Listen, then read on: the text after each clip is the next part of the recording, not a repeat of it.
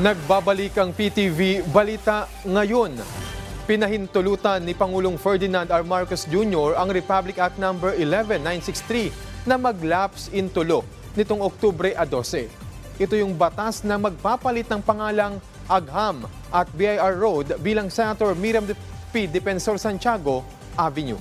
Naging batas ang RA 11963 kahit na walang lagda ni Pangulong Marcos alinsunod sa Article 6, Section 27 ng Constitution. Ipinasa ng Kongreso ang batas nitong taon. Mag-take effect ito 15 araw matapos ang publication sa Official Gazette o sa dyaryo.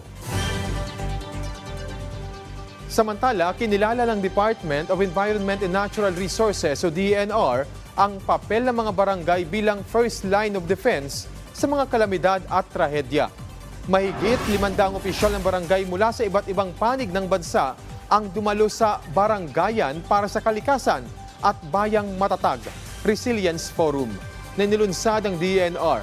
Nagsilbi itong platform para sa barangay executives na sumasangguni sa mga eksperto sa kalikasan mula sa kagawaran, kaugnay sa ilang paksa tulad ng pagpapaigting sa local disaster management at resilience laban sa epekto ng climate change.